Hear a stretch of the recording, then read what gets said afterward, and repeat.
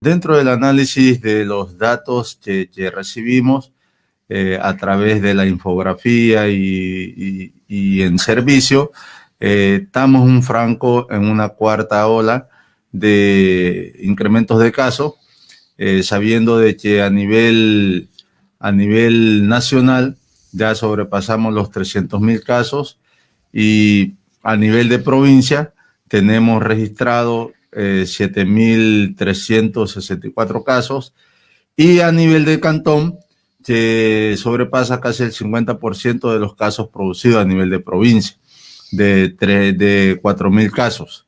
En ese sentido, nosotros dentro del análisis decimos que estamos en un caso de incremento de la presencia activa de esta enfermedad.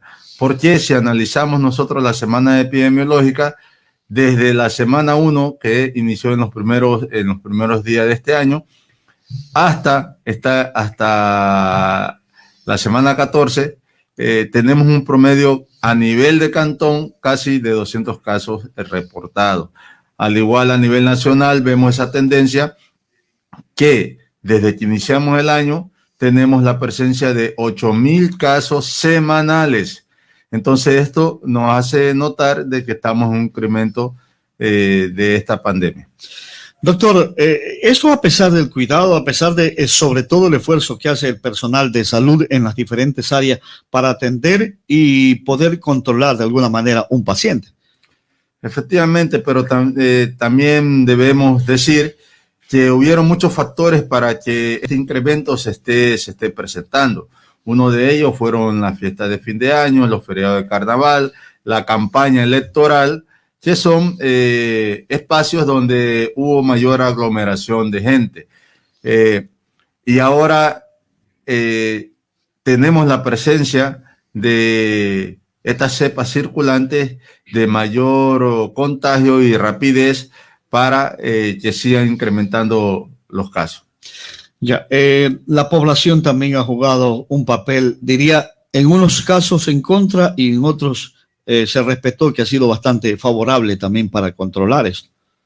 Obviamente, esto es una corresponsabilidad, la salud siempre es una corresponsabilidad tanto de los responsables que deben de garantizar los servicios de salud, en este caso el Ministerio de Salud a la cabeza, y esa otra responsabilidad es la población.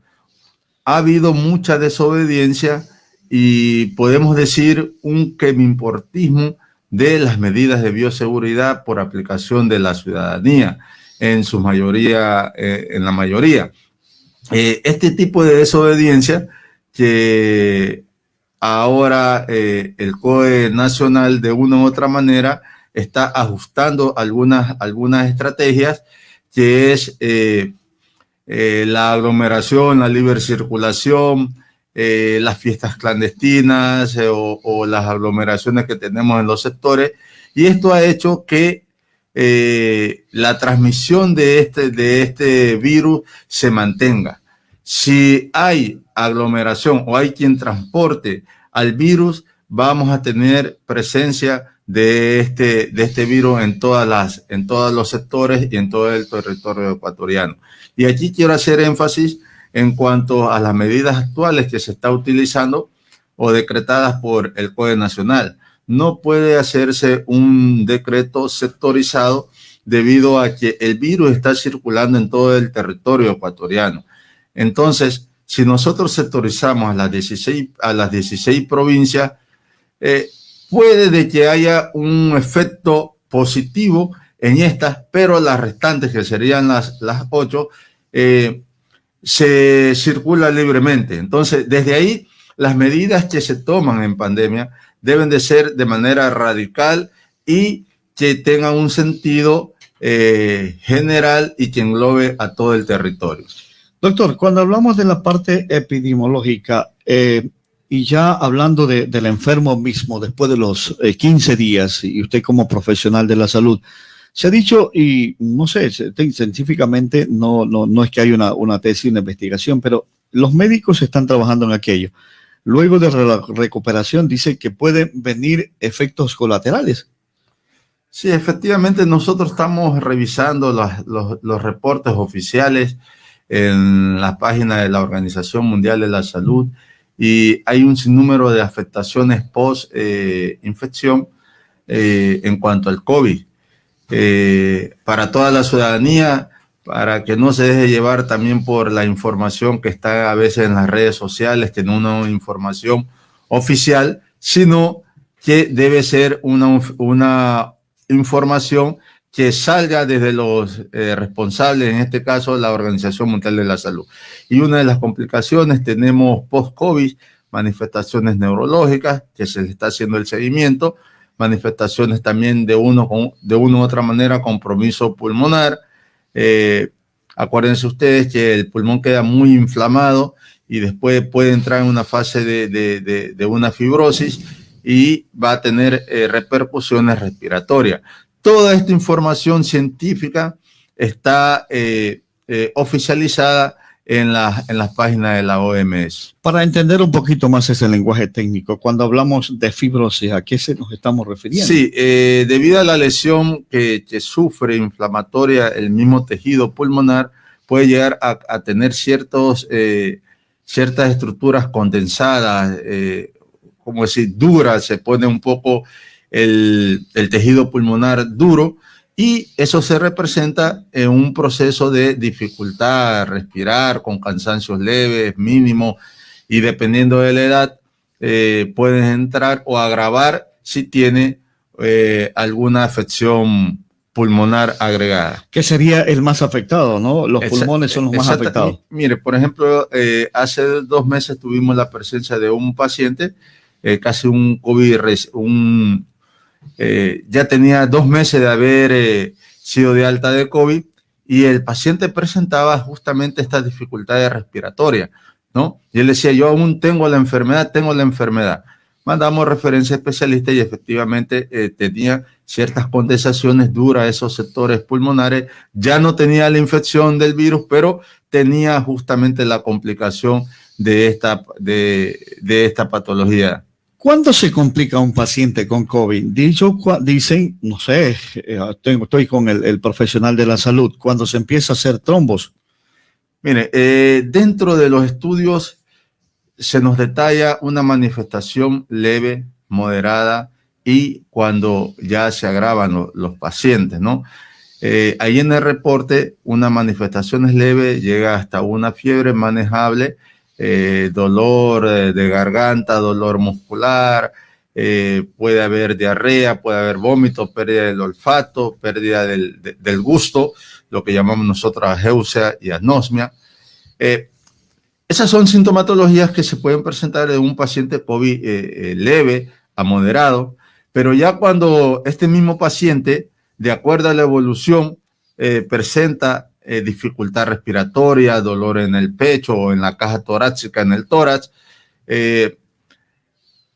algunas manifestaciones neurológicas más acentuadas, por ejemplo, puede estar somnoliento, se puede presentar alguna manifestación de pérdida de tiempo y espacio, desorientado.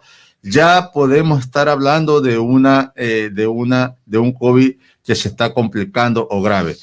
Y las coagulopatías que, de acuerdo al reporte científico, es la competencia justamente que hace el virus con algunos factores de coagulación y algunos grupos M, hacen que se formen algunos coagulitos, y estos, a través, obviamente, fisiológicamente, tienen que ir por el torrente sanguíneo, pueden viajar al cerebro o al corazón, y si son los vasos muy pequeños o los trombos muy grandes, pueden provocar trombosis venosa profunda, pueden provocar algún infarto del miocardio, pueden provocar algún infarto cerebral. Ahí sí son cuadros muy complicados, que los pacientes necesitan una UCI, y recordar que el porcentaje de pacientes que se complican sigue siendo muy baja, a pesar de que para nosotros es grave si se complica un paciente. ¿Por qué lo digo? Es por la oferta del servicio que tenemos. Dentro de todo el proceso infeccioso de la población a enfermarse, el 80% va a tener un COVID asintomático o leve. el 15% va a tener un COVID moderado y un 5% se pueden llegar a este tipo de complicaciones. Y ahí están considerados efectivamente este tipo de coagulopatías, pero en realidad es la formación de trombos o afecciones netamente de compromiso pulmonar. Doctor, ¿por qué uno que tenga una enfermedad terminal, y sobre todo cuando son diabéticos, es mucho más alto el riesgo? Se ha demostrado dentro de los estudios que las personas con enfermedades persistentes, las crónicas como diabetes, hipertensión, obesidad, los pacientes con alguna afección respiratoria, los asmáticos, los que tienen EPOC, enfermedad obstructiva pulmonar, son pacientes que se van a complicar primero por la respuesta inmunológica que ellos desde ya está comprometida. Todo paciente con enfermedades crónicas, su sistema inmunitario está de una u otra manera está disminuido. Segundo, que las condiciones de competencia dentro de las sustancias o las enzimas o las proteínas que necesita el virus son justamente las que el organismo de estos pacientes están totalmente disminuidas y entra en una competencia total del organismo con la necesidad viral. Y esto conlleva a una complicación más exagerada y tienden los pacientes a veces a morir. ¿Cuándo decimos está ya el paciente en una fase crítica? Cuando el profesional prácticamente baja los brazos y dice, esperemos solamente. Bueno, en el momento que empieza a complicarse, hay diferentes sintomatologías y debe estar un paciente también hospitalizado. Primero, un indicador importante que es la saturación.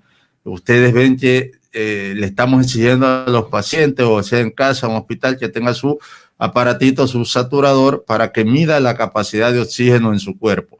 Si tenemos nosotros en una saturación que nos marca por debajo de los 90, es un paciente que ya está en una fase complicada, ¿sí? Menor de 90 de déficit, es decir, tiene un 10% de déficit de oxígeno, y esto complica al normal funcionamiento del organismo. E incluso en una escala que nombramos nosotros de 90 a 95, es un paciente que nos pone en alerta ya de esa saturación. Pero por debajo de los 90 es un paciente que debe estar inminentemente hospitalizado y monitoreado. Por debajo de los 90 y no ha tenido COVID. ¿Qué pasa ahí, doctor? No, es que si no ha sido diagnosticado de COVID o no ha sido diagnosticado con laboratorio, ¿sí? Podemos pensar en alguna otra patología o complicación de su propio patología. Y esto generalmente se ve en los pacientes que tienen afecciones respiratorias, como la enfermedad obstructiva pulmonar crónica, algunos pacientes bronquíticos, asmáticos, que pueden similar igual con una saturación baja. Nosotros hacemos un diagnóstico y una valoración netamente clínica, algunos parámetros, y uno de ellos es justamente la saturación, pero no toda saturación por debajo de los 90 podemos pensar que es un poco complicado. Sí, ¿no, doctor? Sí, son protocolos que se están manejando a nivel hospitalario y también en la parte comunitaria cuando tenemos estos pacientes. Digo el punto de partida de saturación porque la mayoría de la comunidad conoce, oiga, te está marcando por debajo de los 95, es una alerta y que hay que tener bastante consideración. Ya, doctor, recomendaciones a la población en plena pandemia y una etapa bastante difícil por la que estamos atravesando. Mire, y yo también quería tocar un poquito sobre las vacunas. Sí, ya íbamos a hablar, pero bueno, hablemos de todas maneras del tema vacunado. Sí, porque, mire, esto hay que decirlo, nosotros tenemos una población estimada de vacunar al menos unos 12 a 10 millones de ecuatorianos. Yo veía que el señor ministro, con todo respeto, decía, tenemos el millón de vacunas. En el porcentaje estamos hablando de un 10%. Y 10% no nos representa justamente un mecanismo de prevención efectiva. Sí, reconocemos el esfuerzo en cuanto al gobierno que está agilitando este plan de vacunación, pero también hay que decir todos los acuerdos internacionales. Vea, la iniciativa COVAX que es parte de la OMS, y ahí hay un comité de vigilancia, ya tiene designado cuántos millones le va a entregar de vacuna a cada país. El Ecuador no es un país aportante de la gran iniciativa COVAX. Entonces, si primero los países, que son los que ponen el dinero para, en este caso, la distribución de la vacuna, son los que primero van a ser inmunizados. Y a la población también hay que decirles la verdad. Y ellos han establecido 3 etapas. De las 3 etapas, efectivamente, en todas las etapas se les va a distribuir la vacuna a los países, así tengan una consideración deplorable o que no hayan sido totalmente considerados para las vacunas. Pero por eso será que el presidente electo ha dicho va a prestar vacunas. Es que ahí viene hay que decir la verdad. Tiene que prestar la vacuna a los países que tengan mayor consideración o que han aportado más dinero para esta vacuna. Porque el problema, ya la vacuna está elaborada. El problema es la reproducción a gran escala, que no hay. Entonces se han agotado. Mire, ahorita hay una campaña, se está vacunando obviamente a los mayores de 65 años y en el país tenemos la vacuna AstraZeneca, que está siendo bastante cuestionada, pero ahora todas las vacunas, la OMS a través de la estrategia COVAX ha dado la utilización de emergencia para que se aplique masivamente a las vacunas. Vuelvo a insistir, nosotros como Ecuador, como país, todavía no abriguemos falsas esperanzas de que nos van a inmunizar totalmente. Si no nos prestan la vacuna, que yo sé que va a ser muy difícil, no soy negativo, pero soy realista. Todos los países quieren su mecanismo de prevención. Yo primero inmunizo a mi país, a mis ciudadanos de mi país, y luego por esa ayuda humanitaria puedo compartir. El Ecuador, yo lo dudo que vamos a lograr una inmunización en los 3 meses. Ahora, y ahí van las recomendaciones y por qué tocaba este tema. Necesitamos la concientización y seguirnos protegiendo como ciudadanos.